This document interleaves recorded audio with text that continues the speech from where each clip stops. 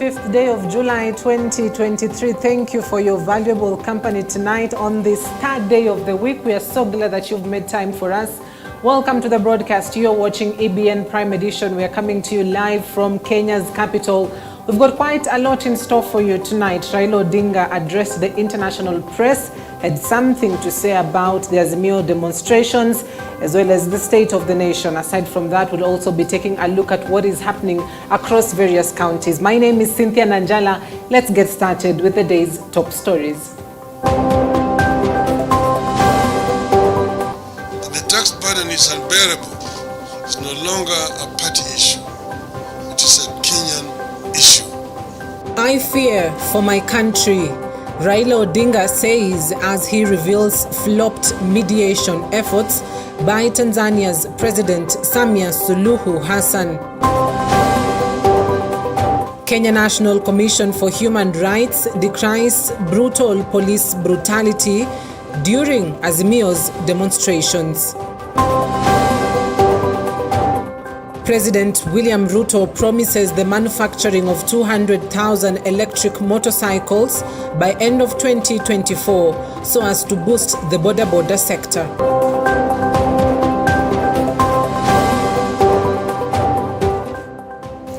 Well, be sure to engage with us. Our SMS line is 23993. Watch us on Facebook and on YouTube on EBN TV, where this bulletin is live. Let's get started, shall we? Now we'll kick it off from what the Azimio leader Raila Odinga stated, and he earlier today addressed the press, the international media. Remember, it's been quite a while since he was seen in public, and initially he had stated that he was not feeling well, and so we'll perhaps just get straight into it and talk about the Azimio la Umoja One Kenya coalition, where the Azimio leader Raila Odinga today addressed the international press right here in the capital city of Nairobi, and he was accompanied by other leaders including Kalonzo Musyoka, Nairobi Senator Edwin Sifuna, and he stated that he is very much interested with what is happening across the country. Now, he also said why the opposition political outfit was unable to stop the Finance Act 2023 from sailing through in Parliament. The former premier claimed that the executive crippled its numbers in the House by luring a section of the opposition members of Parliament to shift sides and support the then controversial Finance Bill 2023. In a passionate address to international media, Odinga also stated he fears the country is headed back to the dark days of dictatorship. Emmanuel Marwa reports. Azimio leader Raila Odinga has lifted the lead on why the opposition has been demonstrating and why he calls out the government over its activities. He was speaking while addressing the International Press Association of East Africa. Odinga accused the Kenya Kwanza administration of what he termed as undermining the spirit of multi-party democracy, underscoring the possibility of the Finance Act having been rejected had, he said, Azimio MPs not been enticed to switch camp. The passage of the Finance Act, Kenyans have defied party, political and regional divides and united to resist punitive taxation and demand the lowering of the cost of basic commodities. The Finance Act, which configures the increment of a variety of taxes, including the VAT on fuel from 8 to 16%, was, according to Odinga, rejected by most Kenyans through opinion polls. Odinga also revealed that the implementation of what he described as punitive taxes by the government prompted the Azimio to stage anti-government protest to fight the high cost of living, which in turn was faced with unwelcoming aggression and use of force by the police. That the tax burden is unbearable is no longer a party issue. It is a Kenyan issue. The response by the state to the protests has given way to something that now looks like even more ominous than the high cost of living that the protests were initially about.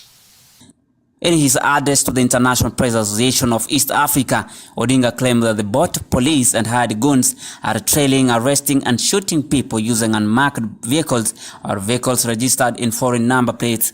And they have established that police and hired gangs have shot and killed or wounded scores of people at close range.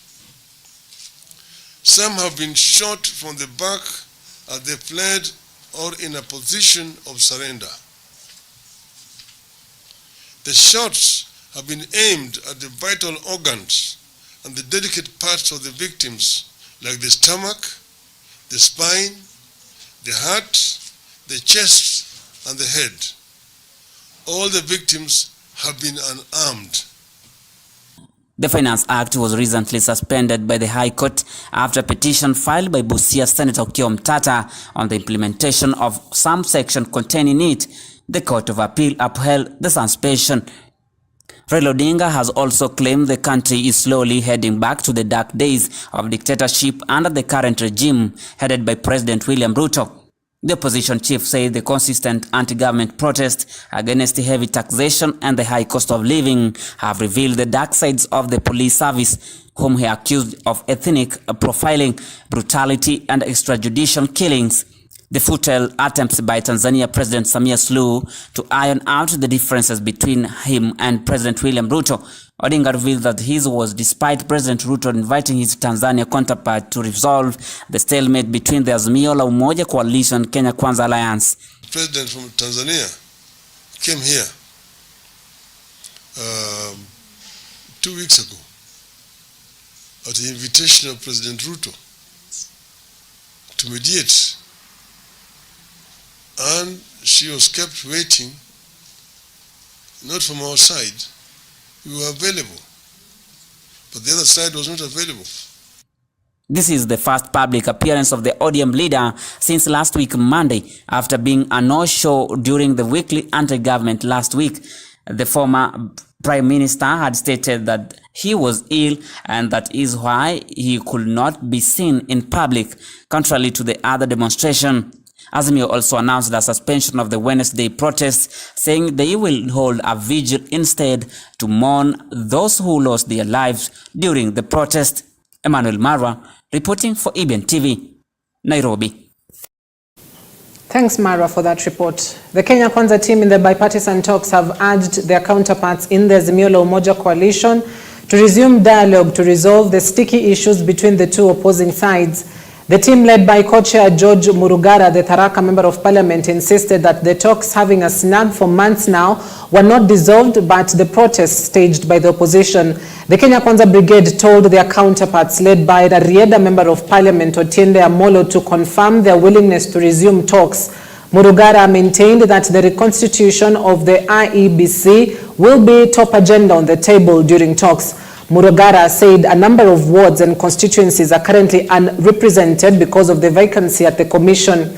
The Kenya Kwanza Alliance team said the portended delay in the reconstitution of IEBC will create a crisis following the anticipated boundaries limitation. It's the right time that the demonstrations have been called off, and we continue to preach peace so that even if there are vigils and other prayers and whatever else is to take place, that must be conducted peacefully, because Kenyans are actually frowning upon what happened recently when the purported demonstrations were held. It is important that we embrace dialogue, and this is why the Kenya Kwanza side of the coalition has come this afternoon to make an announcement that we have always been ready. We have been more than ready to engage in talks. We were in the middle of those talks when the Azimio side pulled off the talks, suspended the talks, but it's fortunate that there has been no dissolution. There was only a suspension, and we are back. As you recall, on the 14th of July and on the 21st of July, certain interest groups, including the NCCK and the SUPKEM, actually gave out press statements in which they urged, amongst other issues, that the bipartisan talks should resume. And to confirm this, yesterday afternoon, the Kenya Kwanza side of the talks wrote to the NCCK and SUPKEM confirming support for their statements, and also indicating that in the framework agreement that we agreed upon, there is space for stakeholders and interested groups to come in and make presentations to this committee. Amidst the fervent anti-government protests demanding justice and an end to the high cost of living by the Azimio, the Kenya National Commission on Human Rights has made a startling discovery alleging 7 innocent children were detained and later released from the prison bars at the Industrial Area Remand Prison. Speaking at a press conference, the Commission for Human Rights raised concerns about the state of the nation and the rule of law, especially in regards to the protection of special interests and vulnerable groups. According to the Commission, police have flagged, abducted, and tortured citizens, disrespected the judiciary precincts through the harassment of journalists and citizens, and denied justice to the people. The Commission has called for urgent investigations and prosecution of perpetrators of torture and other human rights violations. Breaking into homes, as was seen in Kisumu and other places, and affecting improper arrests while dispensing brutality and torture infringes upon the rights of citizens and violates their dignity and sanctity of their private spaces. The Commission calls on the police and other security agents to conduct arrests in a lawful and respectful manner, adhering to established procedures and respecting the rights and individuals and dignity of individuals. Respect for judiciary presence and dispersal of citizens. The judiciary is an arm of government and an independent institution in Kenya, and its presence must be respected as spaces for the administration of justice. Reports and recorded cases of security agents violently dispersing citizens and journalists within court premises violates the principles of separation of powers and undermines the rule of law. The Commission urges the government to ensure the protection of the judicial spaces and uphold the independence of that judiciary, allowing citizens and journalists to exercise their right to freedom of expression and access to information without fear of intimidation or reprisals. In a major breakthrough, the House help suspected in the murder of Kilifi Chief Officer for Mining and Blue Economy, Rahab Karisa, has been apprehended while attempting to leave the country at the Busia crossing point on Tuesday. Rahab's tragic murder occurred at her apartment in Mnarani, Kilifi County in the early morning of Thursday, July 20th. According to the police, the housekeeper allegedly stabbed Rahab before fleeing the scene. The private guard present at the time provided critical information about the incident, leading to a swift police investigation. Authorities immediately launched a search for the housemaid to ascertain the motives behind the heinous act. Governor Gideon Mung'aro called on the security agencies to expedite the investigations and apprehend the non-suspect responsible for the murder. He pledged full cooperation of the county government of Kilifi in planning the burial arrangements and supporting the grieving family during this difficult time.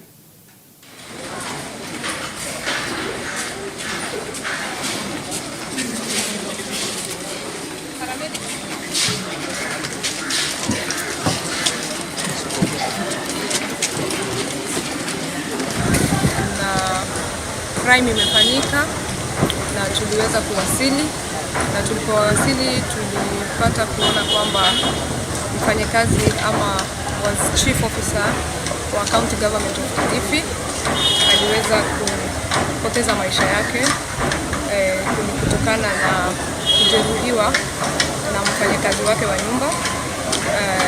Bahati mbaya tumempoteza na amefariki. So tuliwasili tukafanya mambo ambayo polisi wanafanya, ambayo kwa kimombo tunasema processing of the crime scene, na kazi nyingine bado inaendelea ya uchunguzi zaidi ili kuweza kuhakikisha kwamba mtu yote ambaye alihusika ama kama kuna mtu yote ambaye alihusika anachukuliwa hatua za kisheria. The former leader of the illegal Mungiki group, Maina Njenga, has been released on bail by the Makadara court here in Nairobi. Njenga was released on a bail of 200,000 Kenyan shillings after being charged on Monday with 5 crimes, including possession of weapons and drugs. He had been detained by security officers since last week before being brought to court on Monday. Addressing journalists on Tuesday, July 25th, the controversial politician expressed his delight after being released from police custody. He observed that the government was wrong in prosecuting him, arguing that the charges against him were made up. no matter your status, when an issue comes to court, you have faith that it will be determined according to the Constitution. That is very critical. Moving forward, the judiciary is going to play a major role, because I can see this other arm of government, the legislature and the executive, have ganged up. It's a marriage of their convenience, but which will inconvenience the citizens. So the judiciary has to stand firm and enforce the rights of the citizens. That is the reason why we are thanking the judiciary for staying independent. Na tunashukuru because mambo ya Maina Njenga ni mambo ya freedom of speech and the freedom to petition. Maina has not committed any crime. Maina exercised his constitutional right under Article 37 to move around, associate with his friends, and the petition, because the cost of living is a major reality now. Everybody is suffering in various homes. Watu wanapatia watoto piritoni ndio warare. That's why we are saying if the government can't hear, wananchi should make the government hear and listen, because mwananchi ndio the boss. Under Article 1 of the Constitution, mwananchi never gave all the powers to the government. Mwananchi gave 50%. The remaining 50%, if the government is not behaving well, we have a right to say we are not satisfied. That is why hatutasimama, tutangangana mpaka serikali isikize ama mpaka tupige kura ya kubadilisha hii serikali. A section of Nyalenda slum residents in Kisumu County are recounting the horror they went through under the police on Friday during protests. The locals now say the police were flashing out people out of their houses in the name of looking for violent protesters. The three-day anti-government demonstrations last week left behind a trail of destructions and fatal injuries. Kitu naweza sema, kitu niliona ilifanyika hapa Nyalenda ikuwa mzuri sana, kwa sababu maafisa wa polisi walikuwa wanapiga watu baka kwa boma. Jirani yangu walipiga kabisa baka ukavunja. So haikuwa mzuri.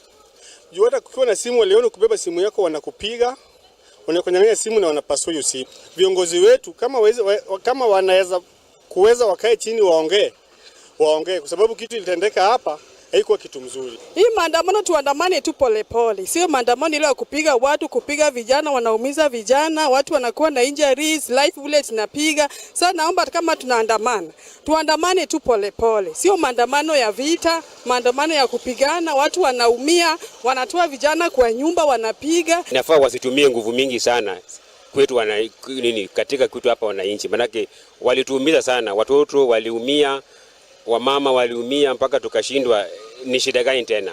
Haikuonyesha picha nzuri sana kutoka kwa mapolisi wetu. Mimi mwito wangu kwenye maandamano inayokuja kwa hiyo Jumatano, bado tuko na hiyo hisia ya kwenda kwenye maandamano. Kisha na sababu tuko na serikali yenye haijakuwa tayari kusikia maoni ya mwananchi. Manake mwananchi wa kawaida anaumia. Ninaomba tu baba aweze kukaa na Mheshimiwa Ruto, waelewane, maisha iendelee. That is my plea on behalf of these people. But generally, ningependa tu maandamano ikame. The government has announced a plan to reduce taxes on the cost of production of electric vehicles and motorbikes in the country.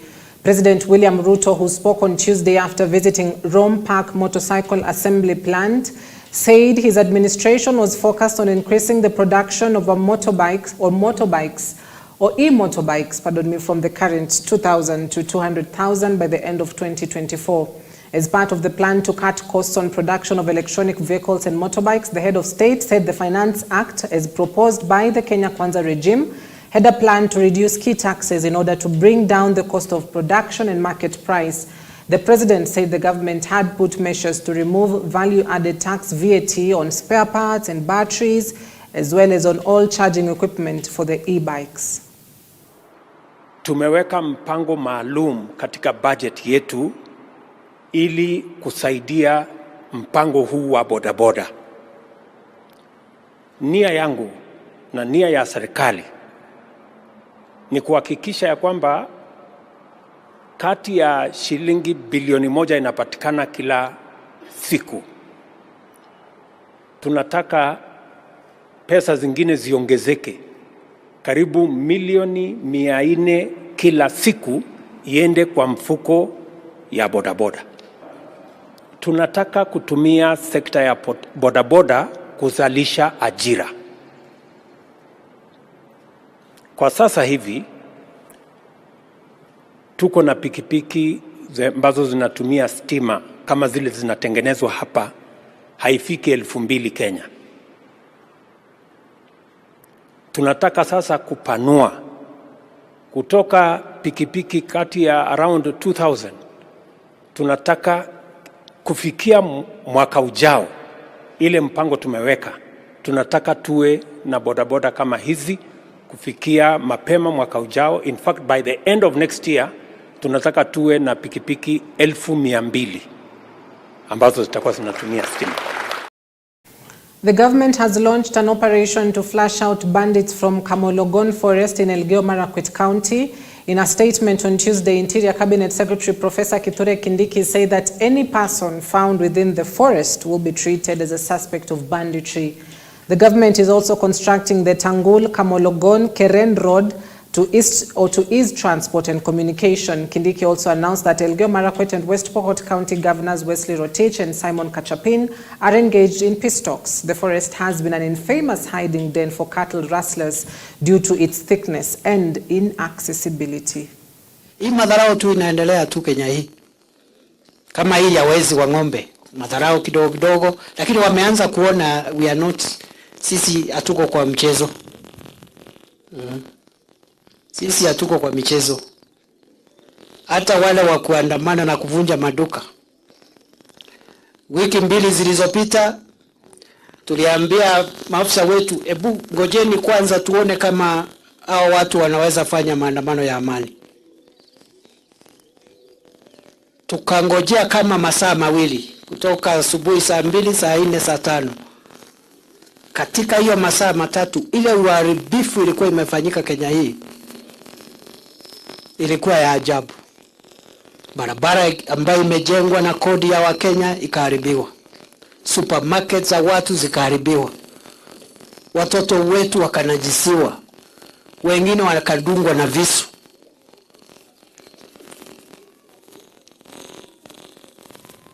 Tukaokoa ile tuliweza kuokoa.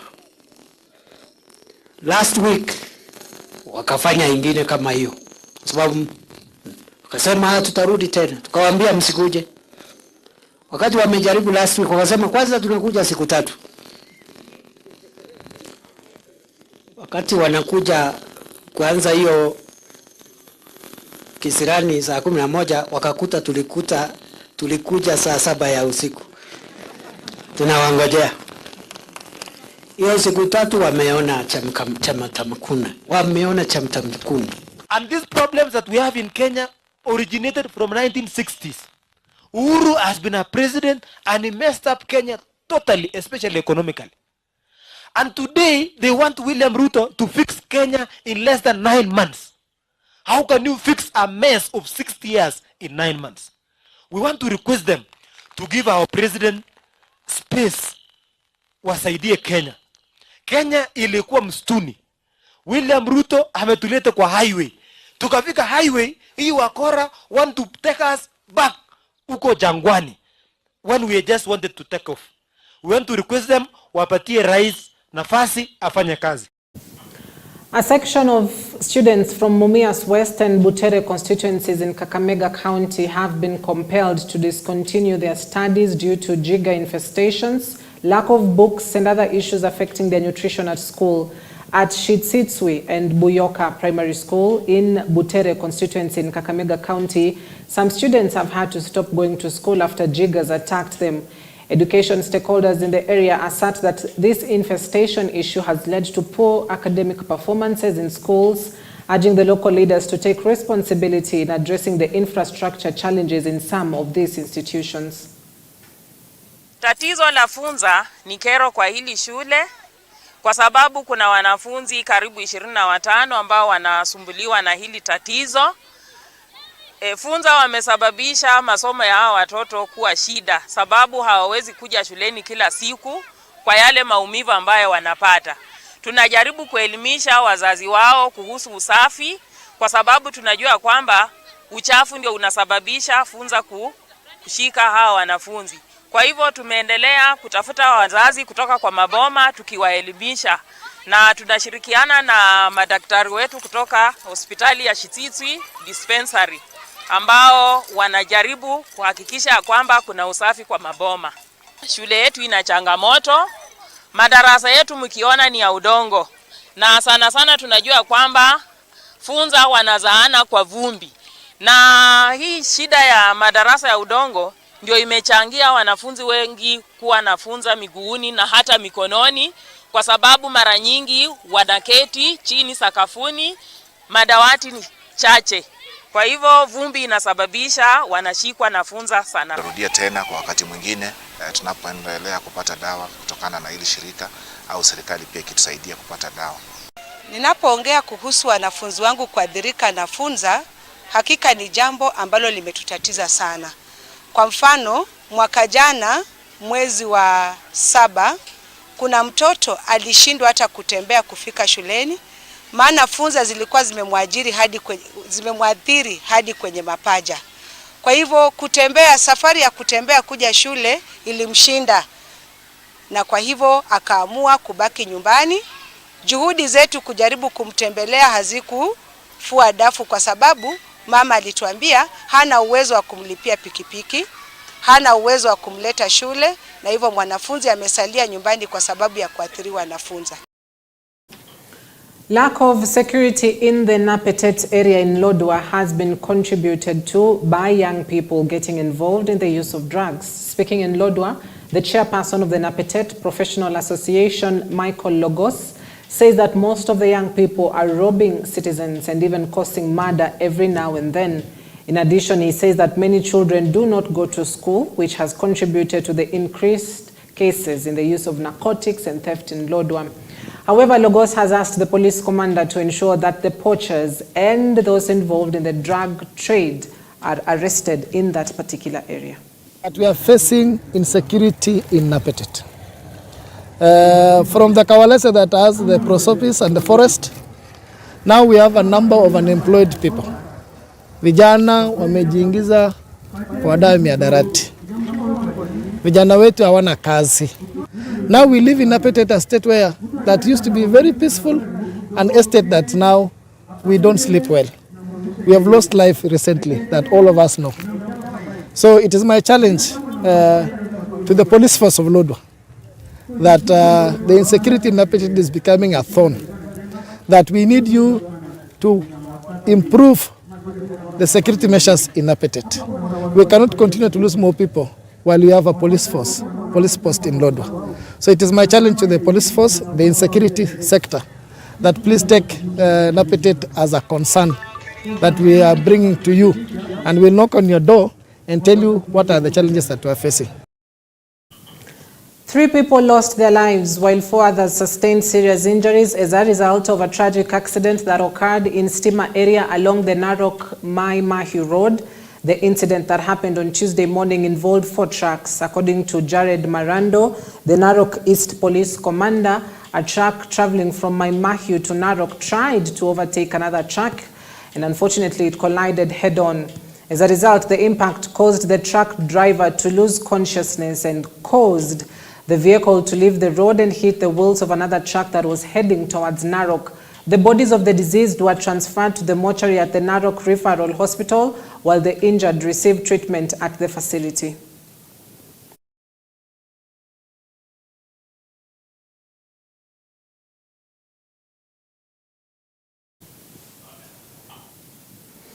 The county government of Nakuru has signed a memorandum of understanding MOU between itself and the government of Israel to cultivate spirulina plants in the Njoro constituency for the benefit of strengthening the project of providing food to schools. The county governor, Susan Kihika, has said students have been greatly affected due to poverty, which is extreme despite the establishment of many schools, and applauded the progress of the project. Spirulina farming in Nakuru County is being undertaken on trial basis in schools in Njoro sub-county.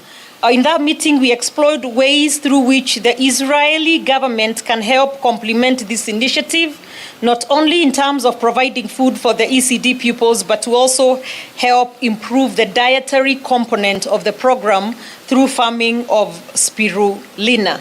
Engineers Without Borders, which is an Israeli NGO working in different countries, but chose Nakuru to launch a pilot that can be a gateway to Kenya as a whole and beyond, and food security.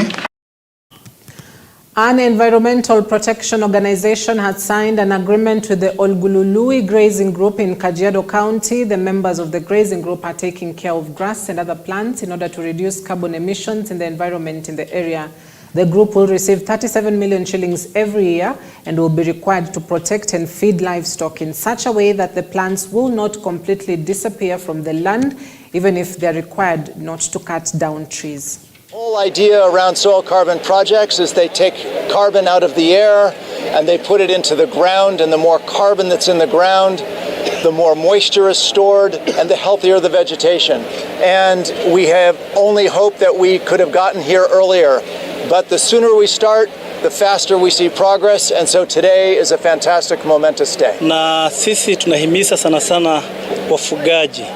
Huu mradi unawafaa sana. Manake tunazungumzia mambo ya